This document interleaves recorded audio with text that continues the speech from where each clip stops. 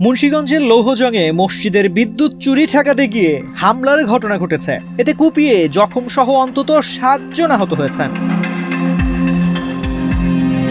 সোমবার রাত 9টার দিকে উপজেলার হলদিয়া ইউনিয়নের পশ্চিম শিমুলিয়া গ্রামের দিঘির পাড় জামে মসজিদ এলাকায় এই ঘটনা ঘটে।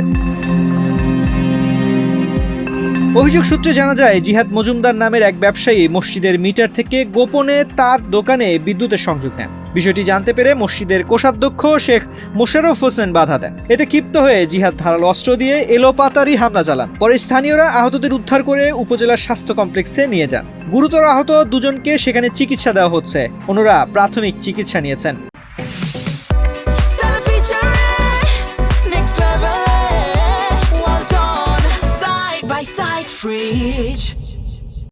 ওনাকে বলতেছে যে মসজিদের লাইন নিয়ে তোর কি সমস্যা, এই কথা বলে বলছে তুমি কার পারমিশন নিয়ে করছো মসজিদের লাইন, এই কথা বলেই উনি মানে হচ্ছে তোর হাত কেটে ফেলে বেতন, তুই বলার কি, এই কথা বলে উনি বড় একটা রান্দা, এত বড় একটা মানে দেশীয় অস্ত্র যেটাকে বলে, এটা ওনার বাসা থেকে নিয়ে আসে। আইসায় এলো পাথরি, অনেকজন লোক ছিল, আমরা ছিলাম, ঠিক আছে। উনি মানে সবাইকে এলো পাথরি কোপানো শুরু করছে, ঠিক আছে। আমার যে বন্ধুর বাবা, আমার যে চাচা, তো ওনাকেও বেশ জখম করছে ভাইয়া। তারপরে যারা পাইছিস যে ছাড়াইতে গেছে তাকেও জখম করছে।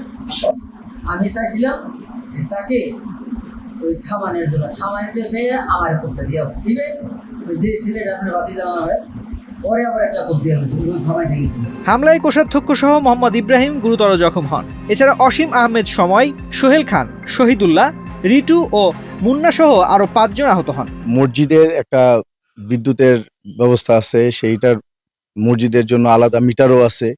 সেই মিটার শুধু মসজিদের জন্য বরাদ্দ। ওখান থেকে না বলে লাইন নেয়, যেটা বলে চোরাই লাইন।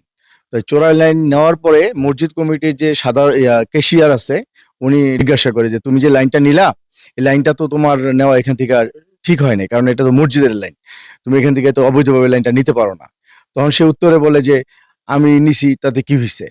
এক পর্যায়ে ধস্তাধস্তি লিপ্ত হওয়ার পরে যখন এলাকার লোকজন আরো জমা হয়ে যায়, তখন ওই দৌড়ে চলে যায় ওর বাসায় গিয়ে আপনারা দেখতে পাচ্ছেন ভিডিওতে এবং অডিওতে যে বড় একটা সেন, যেটাকে বলে রামদা আমাদের দেশি ভাষায়, সেই রামদা নিয়ে আইসা এলোপাথারি কূপ শুরু করে। স্থানীয়দের অভিযোগ, অভিযুক্ত ব্যক্তি এলাকায় চিহ্নিত মাদক কারবারি এবং তার আচরণে আগে থেকেই মানুষ অতিষ্ঠ ছিল। এ ঘটনায় জিহাদ মজুমদার সহ অজ্ঞাত কয়েকজনকে আসামি করে লৌহজং থানায় লিখিত অভিযোগ দায়ের করা হয়েছে।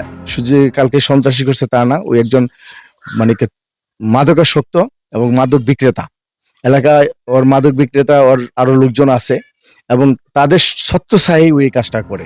লৌহজং থানার ওসি বোরহানুল ইসলাম জানান, অভিযোগ পাওয়ার পর ঘটনাস্থলে পুলিশ পাঠানো হয়েছে। ঘটনাস্থল থেকে একটি ধারালো অস্ত্র উদ্ধার করা হয়েছে। অভিযুক্ত জিহাদ পলাতক রয়েছে। বিষয়টি তদন্ত করে প্রয়োজনীয় আইনগত ব্যবস্থা নেওয়া হবে। তানজির রহমান, বাংলাদেশ প্রতিদিন।